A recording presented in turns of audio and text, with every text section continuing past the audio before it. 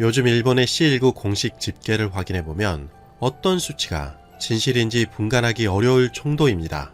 한국은 매일 정확한 수치를 발표해 중앙정부와 지자체 간 혼선이 발생하지 않았습니다. 그에 반해 일본은 후생노동성과 각 지자체가 발표하는 자료가 달라 자료를 찾을 때마다 고생을 했는데요. 일본은 한두 명 집계 오류가 있는 것은 기본이고 공식적으로 어떨 때는 100단위의 수치가 틀릴 때도 있습니다. 이러면 공식적으로 발표한 수치가 무슨 소용인가요? 도대체 일본은 선진국이라고 스스로 주장하면서 왜 가장 데이터의 기본이 되는 통계 집계조차 틀리는지 이해할 수 없는 일들이 자주 발생하고 있습니다. 그런데 일본이 이러한 통계 수치를 바탕으로 최근에 신규 감염자 증가세가 둔화되자 긴급사태 선언 해제를 검토하고 있는 것으로 알려지고 있습니다. 일본 매체에 따르면 긴급사태 선언 해제 D-Day를 5월 14일로 지정할 예정으로 알려지고 있는데요. 하지만 일본인들마저도 믿지 못할 정도로 일본의 신규 감염자 통계에 대한 의구심은 더욱 커져만 가고 있습니다. 심지어 일본의 전문가 회의 부자장마저도 일본의 실제 감염자 수가 몇 명인지는 아무도 모른다는 어처구니 없는 말을 하고야 말았습니다. C19 책임자 중에 한 명이 저렇게 무책임한 말을 하다니 충격을 금할 수가 없었습니다. 도대체 일본의 통계 오류가 얼마나 심각한지 지금 알아보도록 하겠습니다. 교도신문이 지난 8일부터 10일에 실시한 전국 전화 여론조사에 따르면 C19 사태에 대한 일본 정부의 대응에 대해 57.5%가 긍정적으로 평가하지 않는다고 답했다고 지난 10일에 보도했습니다. 긍정적으로 평가한 답변은 34.1%에 불과했습니다. 또한 C19로 생활에 불안을 느끼고 있다와 어느 정도 불안을 느끼고 있다 라는 답변을 합치면 무려 84.4%가 C19 사태로 일본인들이 불안을 느끼고 있는 것으로 밝혀졌습니다. 일본 국민 중 10명 중에 8명 이상이 불안을 호소한다는 뜻인데요. 한국이 최고 수준의 위기 대응 능력을 보여주어 한국인들이 안정감을 취하는 것과 반대로 일본 정부의 대책이 얼마나 형편없었는지 알려주는 증거로 보입니다. 하지만 그럼에도 불구하고 정말 특이한 여론조사가 나왔습니다. 교도신문은 아베 내각에 대한 지지율도 조사했는데요. 아베 내각을 지지한다는 답변이 41.7%였으며 아베 내각을 지지하지 않는다는 답변이 43%로 확인되었습니다. 84.4%가 불안을 느끼고 있는데 아베 내각을 지지하지 않는다가 1.3% 더 높았을 뿐입니다. 전 세계에서 일본의 대응이 가장 이해하기 어렵고 형편없다고 연일 해외 뉴스가 쏟아지고 있는데도 불구하고 일본인들의 아베 내각 지지 여부는 큰 영향을 끼치지 못하고 있습니다. 이러니 일본에게 변화를 기대하는 것은 매우 어려운 일입니다. C19 사태는 단 몇 명이라도 잠시만 방심하면 급속도로 퍼지는 특성을 지니고 있습니다. 이 때문에 점점 완화 추세를 보이던 한국과 독일 등도 곤란을 겪고 있는데요. 하지만 이전에도 효과적으로 통제했듯 신속한 대처를 통해 진정될 것으로 보입니다. 그런데 전혀 신속한 대처를 하지 못하고 있는 일본은 도리어 통계 오류를 바탕으로 긴급사태 선언을 해제하려고 군부를 지피고 있습니다. NHK 방송에 따르면 지난 5월 10일 일본의 신규 감염자는 70명이었고 지난 5월 11일 일본의 신규 감염자는 45명으로 나타났습니다. 일본의 신규 감염자가 50명 미만을 기록한 것은 3월 23일에 이어 49일 만에 처음이라고 합니다. 이렇듯 언뜻 보기에는 일본의 C19 사태가 진정되고 있는 것처럼 보이지만 실상은 전혀 아닙니다. 지난 5월 11일 요미우리 신문에 따르면 일본 정부 전문가회의 부자장을 맡고 있는 오미시게루는 11일 참의원 예산위원회에서 국내 누적 감염자 수가 1만 5천 명을 초과하는 것에 대해 이렇게 답변했습니다. 실제 감염자 수가 10배 또는 15배 또는 20배에 해당하는지는 아무도 모른다. 지금까지 많은 일반인들과 방송인이 실제 감염자 수가 훨씬 많을 것이다 라고 주장하긴 했습니다. 그런데 이제는 C19 책임자마저도 직접 일본이 얼마나 심각한지 스스로 인정한 것인데요. 아베 총리 역시 실제 감염자는 PCR 검사로 확정된 감염자 수보다 많다고 생각하지만 확실한 것은 말할 수가 없다라며 무책임한 답변을 하기도 했습니다. 이렇듯 아베와 전문가 회의마저 두루뭉실할 답변을 할 정도로 일본의 통계 수치는 엉망입니다. 지난 5월 11일 요미우리 신문에 따르면 이러한 오류가 사실로 드러났습니다. 기사에 따르면 도쿄도는 지난 5월 11일 과거 C19 감염자 수의 집계에서 일본의 각 보건소에서 총 111명의 보고 누락이 있었다고 발표했다고 보도했습니다. 또한 이와 별도로 35명이 중복으로 집계되었다고 합니다. 도쿄에 따르면 이러한 원인으로 보건소의 업무 부담이 과중된 것 이외에도 이미 컴퓨터에 입력한 것을 재차 손으로 베껴 써서 보고하는 등 번거로운 사무 작업도 중요한 원인이라고 기사에서는 보도했습니다. 이런 믿을 수 없는 기사를 보고 시청자님들의 생각은 어떠하신가요? 일본은 자료를 집계할 때 이메일을 사용하지 않고 보고서를 직접 손으로 써서 팩스로 보낸다는 기사를 보셨을 겁니다. 이것만 해도 시간이 엄청나게 많이 소요될 것이 분명합니다. 그런데 이제는 이미 컴퓨터에 입력된 자료조차도 또다시 손으로 작성해 보고를 하다니 이렇게 행정을 비효율적으로 하는 국가가 선진국 중에 있을까요? 정말 앞뒤가 꽉 막혀 있듯이 이렇게 일을 번거롭게 하다니 정말 일본의 사무 처리가 어떠한지 대충 감이 오는 것 같습니다.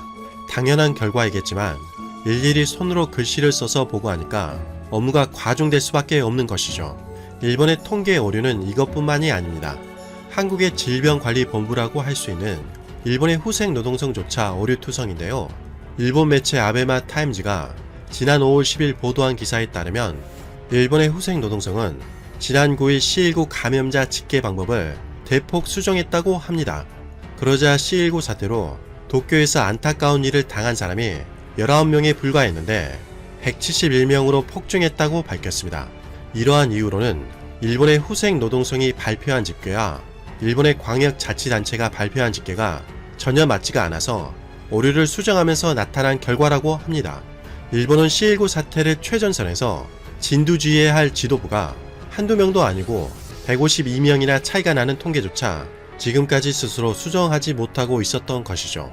각종 SNS를 살펴보면 이렇게 오류가 많기 때문에 일본인들조차 일본의 통계는 여전히 신뢰하기 어렵다는 의견이 많았습니다.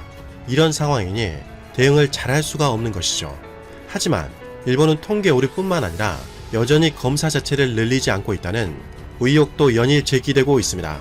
지난 5월 10일 일본 매체 동양 온라인에 따르면 야마나시 대학의 시마다 신지 학장은 PCR 검사의 불충분한 체제는 일본의 수치라며 일본 정부의 정책을 격렬하게 비판했습니다.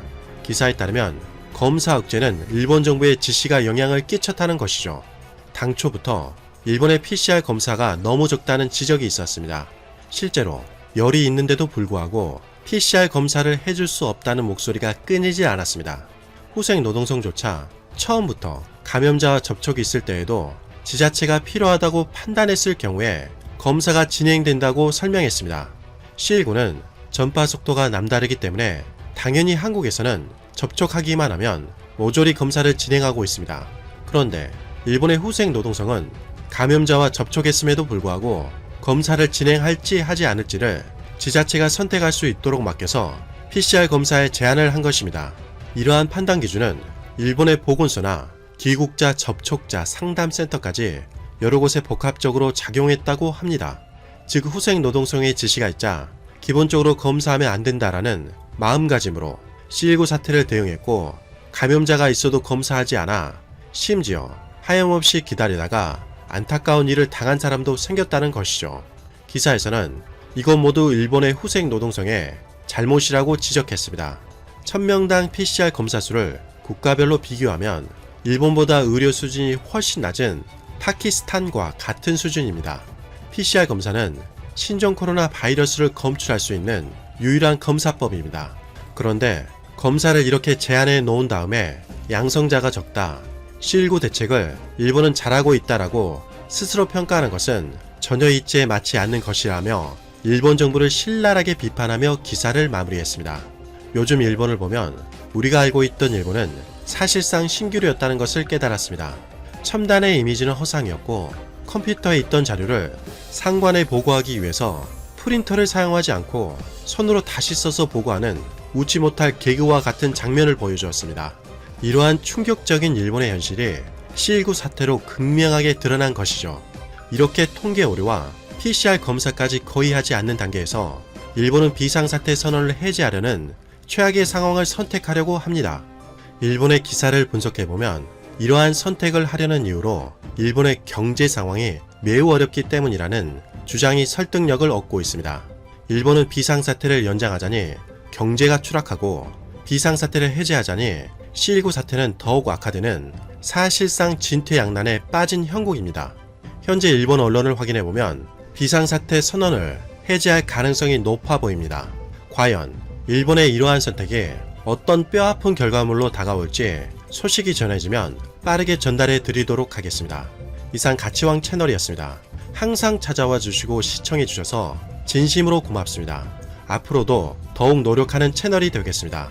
시청자님들 항상 건강하시고 복 많이 받으세요. 미국 민주당 상원 의원들이 신종 코로나 바이러스에 대한 국제적 대응 조치를 포괄적으로 담은 법안을 발의했습니다. 북한에 대해서는 인도적 지원을 촉진하고 북한 내 수감자 석방을 촉구하는 결의가 포함됐습니다. 이조은 기자가 보도합니다. 미 상원 외교위원회 소속 민주당 의원들이 발의한 신종 코로나 바이러스 국제적 대응과 보건 법안은 전 세계 코로나 대응을 위한 국제적 노력을 지원하기 위한 미국 행정부의 구체적인 조치를 촉구하는 내용입니다. 북한에 대해선 미국 정부의 대북 인도적 지원 촉진을 촉구하고 북한의 정치범 수용소나 노동 교화소 내 모든 수감자들을 석방할 것을 촉구하는 내용이 담겼습니다. 먼저 대북 인도적 지원과 관련해선 대통령이 미국의 제재가 북한에 대한 인도적 구호의 전달과 이용을 방해하지 않도록 해야 한다는 것이 의회의 인식이라고 명시했습니다. 미국 법이 북한의 코로나 대응을 위한 의료 혹은 기타 인도적 거래를 처벌하지 않는다는 점을 유엔과 금융기관, 기타 단체들에게 공개적으로 명확히 해야 한다는 겁니다. 대통령은 다른 국가 정부들과 신속하게 협력해 단체나 기관들이 코로나 대응 관련 원조를 제공할 수 있도록 하는 인도주의적 채널을 마련할 것도 촉구했습니다. 북한 정부에는 주민들의 보건과 안전을 촉진하는 조치를 즉시 취할 것을 촉구했습니다. 특히 코로나 감염 위험이 높아질 수 있는 정치범 수용소와 노동교화소의 모든 수감자들을 즉시 석방해야 한다는 겁니다. 이번 법안은 외교위 민주당 간사인 밤 메넨데즈 상원 의원이 주도했고 동아태 소위 민주당 간사인 에드워드 마키 상원 의원 등 총 8명의 의원들이 법안 발의에 참여했습니다. 메넨데즈 의원은 이날 성명에서 미국 내 코로나 확산을 막기 위해선 모든 곳에서 확산을 막아야 한다며 현재 세계 무대에서 미국의 지도력은 도덕적인 의무가 있다고 밝혔습니다. 실제로 법안에는 전 세계 코로나 대응에 대한 미국의 지도력 향상에 초점을 맞춘 조치들이 포괄적으로 담겼습니다. 유엔 안전보장이사회에서 신종 코로나 바이러스와 관련된 미국의 지도력과 영향력을 높일 것을 유엔 주재 미국 대사에게 지시하고 세계보건기구 WHO에 대한 미국의 자금 지원을 복원할 것을 요구하는 조치가 포함됐습니다. 법안은 또 이 같은 전 세계 코로나 대응을 위한 국제적 노력을 지원하기 위해 추가로 90억 달러를 투입할 것을 명시했습니다. VOA 뉴스 이존입니다.